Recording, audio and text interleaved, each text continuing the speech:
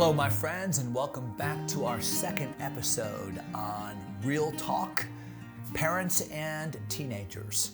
Maybe we should have called this series Real War, because sometimes when we're dealing with teenagers, it just feels like war. And teens, sometimes you feel that way, like my parents are against me, and if I could just get them to understand me. But there's hope. There is hope when there is proper biblical communication.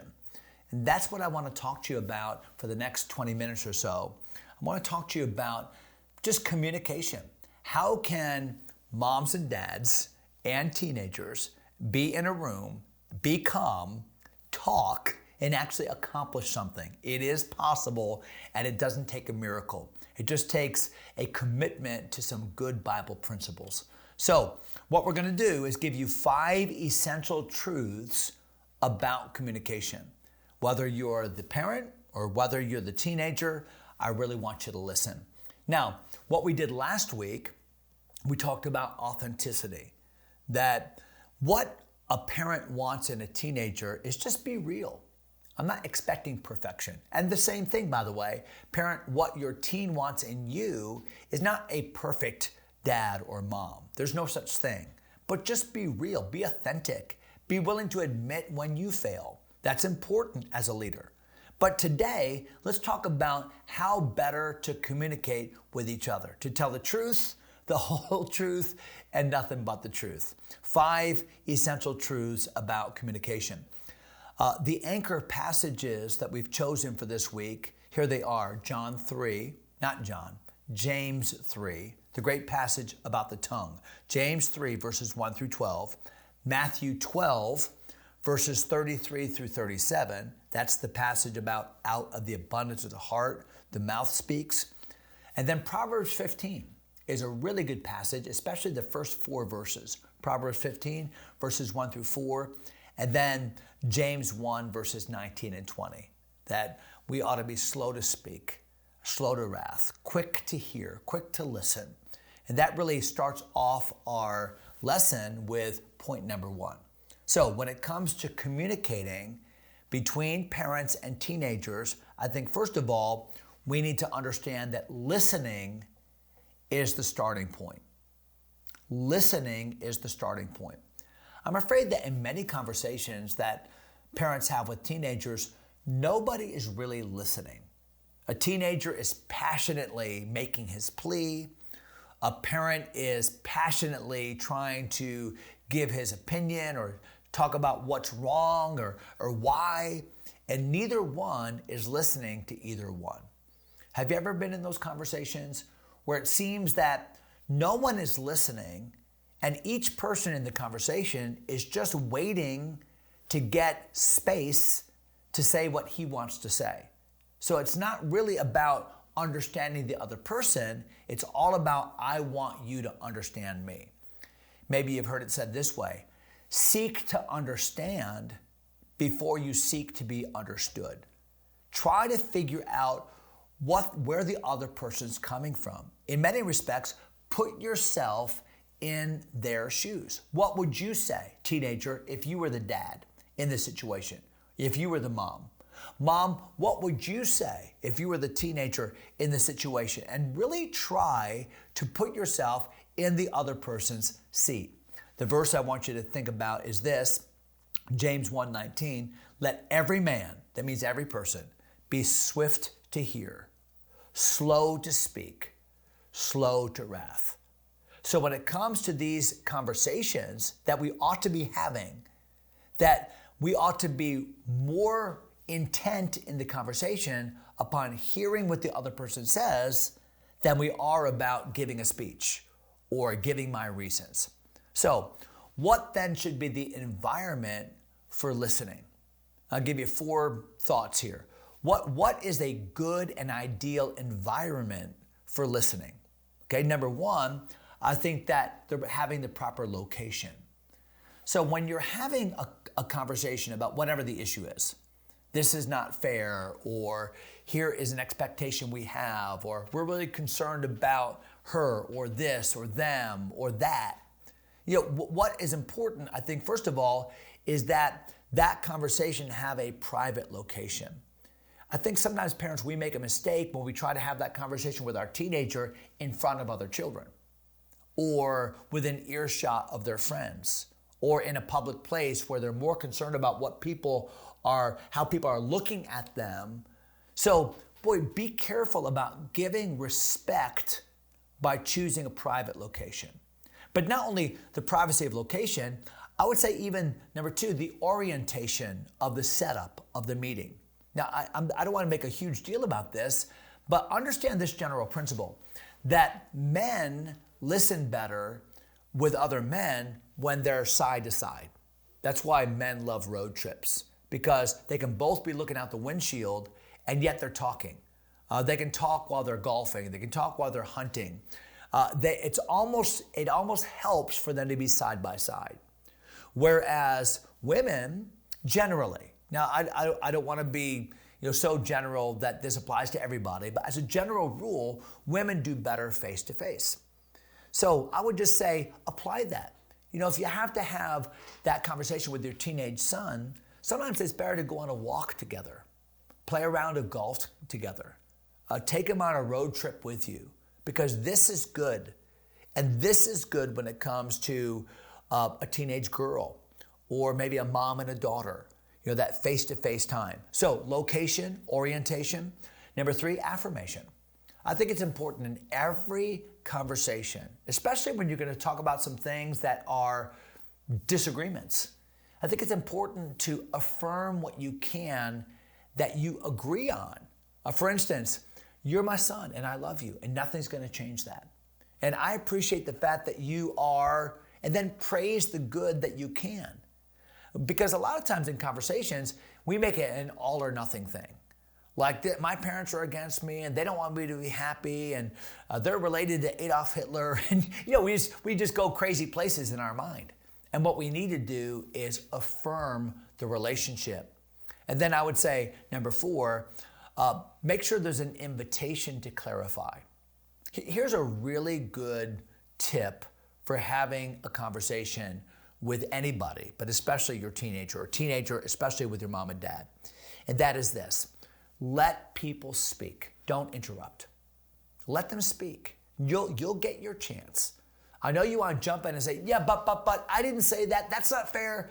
Nothing good is happening when you do that. No, what's better is just let a person talk. You'll get your chance. And let them talk until they're done. And then when they're done, ask this question: is there anything else? And then sometimes they will. And then this question: is there anything else? And then when they say no, then say, okay, so what I understand your position to be is this. What you're saying is, and then summarize it, repeat it, because that's going to indicate to them that you listened. And sometimes what you're going to find is they're going to say, no, I didn't say that, or that's not what I meant, or you're misunderstanding. That's where communication begins. It begins with listening. A couple discussion questions that I have for you. Parents, what are some signs that show your teenager that you are really listening? Is it that eye to eye? Is it that private location? Ask them about that. Hey, teenagers, how do you know when your parents aren't really hearing you? Yeah, well, I talked to my mom, I talked to my dad, but they don't really care. They're not really listening. What makes you say that? You talk about it. And then finally, how does listening before speaking change the tone of a difficult conversation? How does it change it? When you truly stop, tone down the emotion, let people finish their sentences, don't steam off, don't sulk, don't look away, don't fold your arms. Listen with the intent of understanding. How does that change the conversation? Why? Because it starts, listening is the starting point of a conversation. We think conversation, you start by talking. No, you start by listening. Okay, number two, not only is listening the starting point, but I want you to understand this point: words can heal or wound. That is a Bible principle. The words of a talebearer are as wounds. They go down into the innermost part of a person. Sticks and stones can break my bones, but words will never hurt me. That's not true. Words can have great damage. So be careful in your conversations not to just say emotional words. Don't call names. Here are two big indicators that you don't have anything really substantive to talk about. It's when you get loud and when you call people names. You can know that in political discourse. When people get loud and shut people up and call them names, what it means is they're out of good arguments. So don't do that, because words can really heal and wound. Even so, the tongue is a little member, and it boasteth great things. Behold, how great a matter a little fire kindleth. So a spark can set a fire that warms, and a spark can set a fire that destroys. And you know why you're saying what you're saying. So choose carefully your words. Let me give you a couple practical suggestions. How do we speak the truth in love in a way that's going to foster good communication instead of inflaming bad feelings? Okay, these. Number one, what Bible truth can I affirm? So if I'm speaking and I want to make my point, what Bible truth am I affirming by this? Is my position rooted in what the Bible says? How about this question, number two? What behavior or attitude can I affirm? When I'm looking at my son, when I'm looking at my parent, we might come to disagreement. We might literally disagree about what song I should be able to listen to, or what television program I should be able to watch, or what friend I should be willing to spend time with. We might actually not come to agreement on that, but can we affirm what's behind that? My dad loves me. My mom loves me. My teenager respects me. They love me. And so what can I affirm even though I don't agree? Number three, how have I set my words in order? So remember in Ecclesiastes chapter 12, Solomon set his words in order. In other words, I chose very carefully what I was going to say. I didn't just shout. I didn't just spout off. I didn't just let my mind just race and not filter my mouth. No, I was very careful about how I wanted to say something. We would do better if we would count to 10 and think about how we're going to say things, because you can never get those words back. A fourth question is this, teens specifically, how can I say this respectfully? You're just not fair. You never let me do what I want to do. You just hate me. Well, that's probably not the way to start that conversation. What do you know, honestly, teens, about your parents? You know they love you. You know they want the best for you. Now, you might disagree. You might think they're being unfair, but you have no right to be disrespectful. Mom, Dad, I know you love me. I know you want what's best for me. The way I feel is that this is unfair, and I'm asking if you would please consider. Now, you still might not get your way, but I can promise you, if you'll start the conversation that way, they are listening. A couple discussion questions. What is one phrase or tone you need to stop using in your home? That's a good question. How about this? What is one phrase that you would begin using to speak more life into your family? What's one simple thing? Maybe it's starting the conversation with what you can agree on. Like, I love you, and we're a family, and we're going to get through this.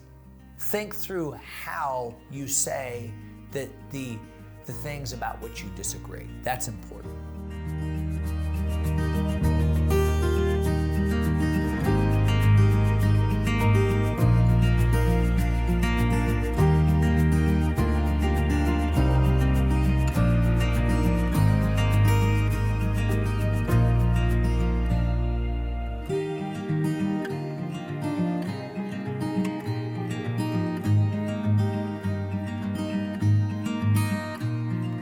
Okay, number three, honesty builds trust.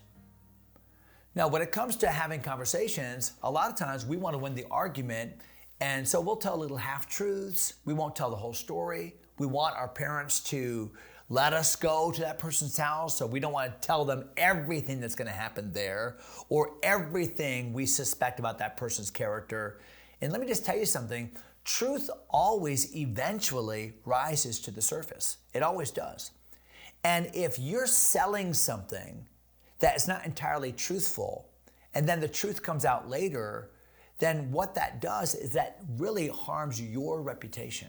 The best thing you can do is abide by the courtroom definition of truth. And that is, I will tell the truth, the whole truth. Don't leave anything out, and nothing but the truth. Don't add anything to it. Just give the truth. If you've done wrong, tell the truth.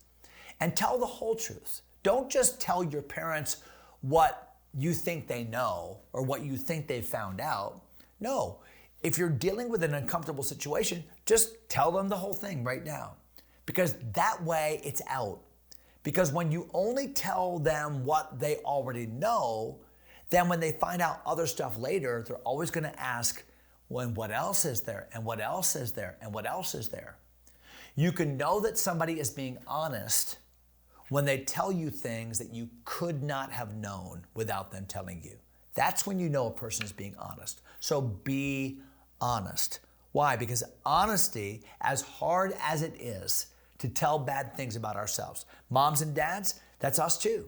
As hard as that is, it actually hurts in the moment, but builds great trust over time. So honesty builds trust.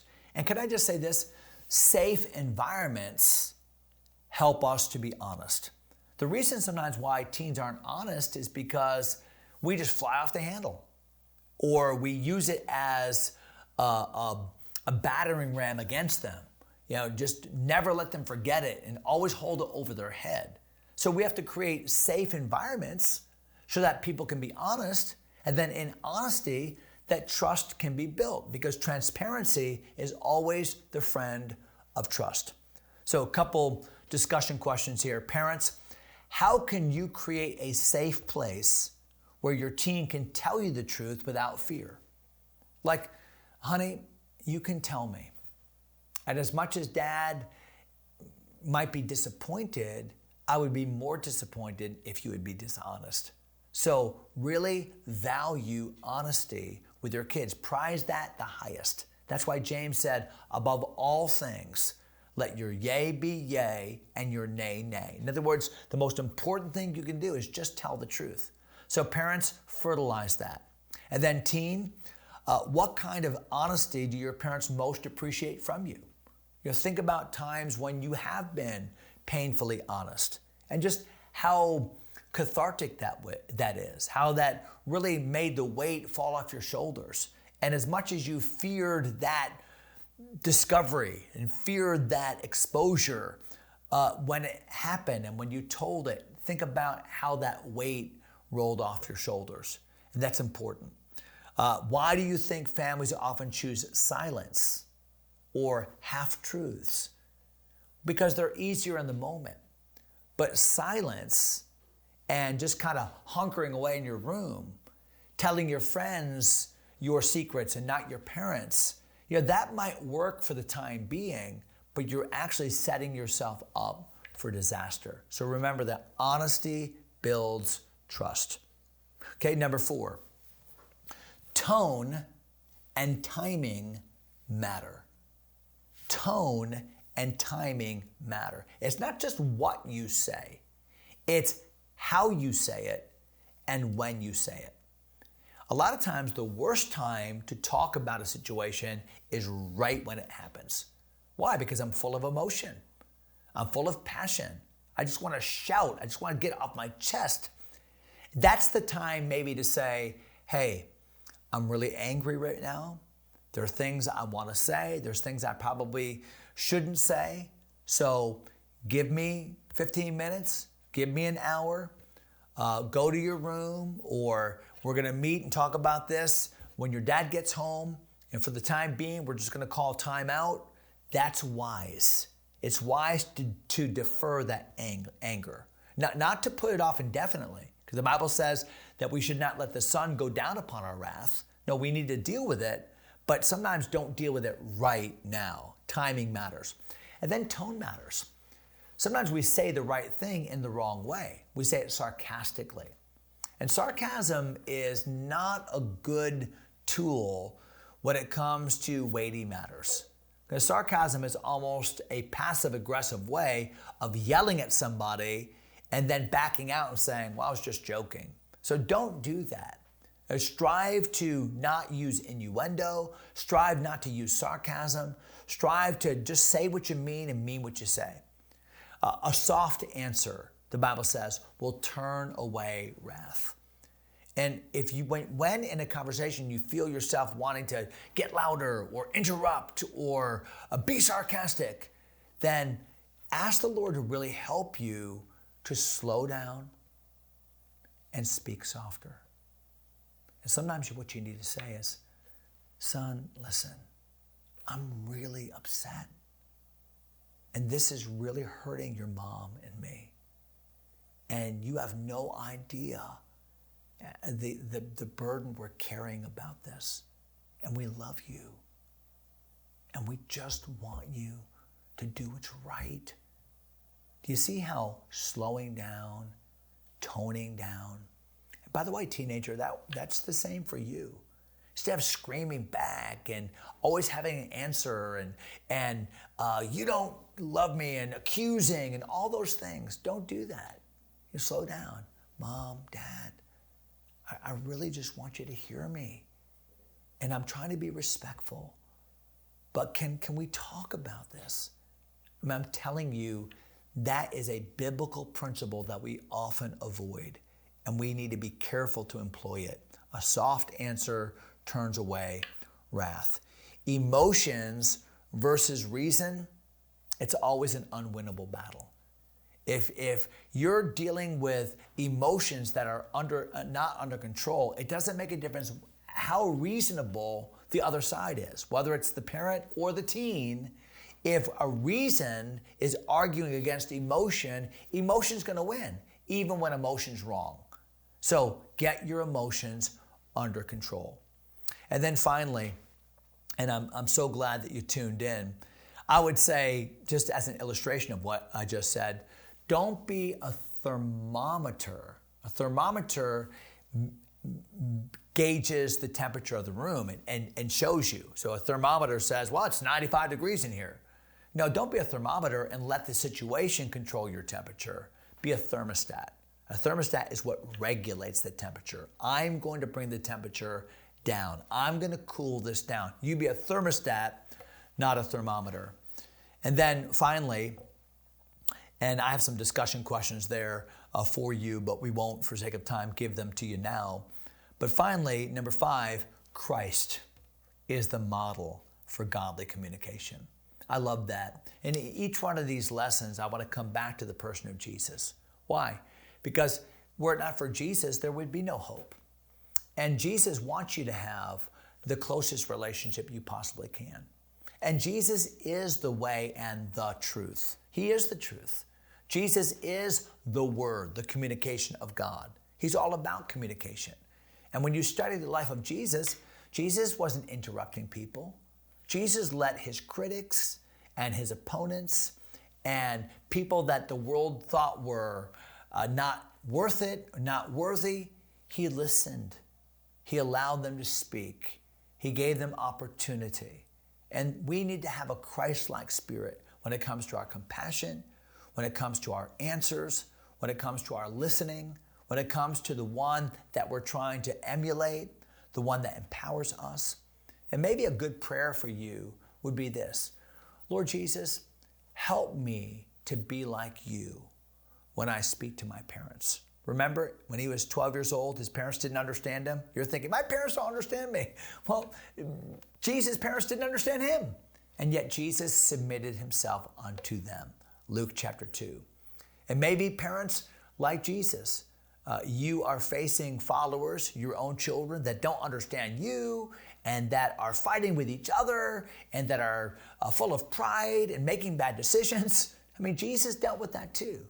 So whether you're the parent or the teenager, I can promise you, Jesus knows exactly what you're dealing with. And his example can be a great help to you in your conversation, in your communication with each other. Let me give you a couple discussion questions. First of all, how did Jesus model godly communication in his interactions with others? Can you think of a couple instances? I gave you a couple. How about this? Number two, what's one way your family could invite Christ into your communication, especially during conflict or misunderstanding? I'll tell you a big way. Moms, dads, take leadership in these tough conversations to, first of all, have the conversation, schedule it, have it. But then, number two, as a family, it doesn't have to be long, but before the conversation ever even begins, pray. Pray together. It might be uncomfortable if you're not used to this, but pray together that God would guide and govern your words, and just see what happens when we engage in good and godly communication with our teenagers. And teenagers, when you do that with your parents. God bless you.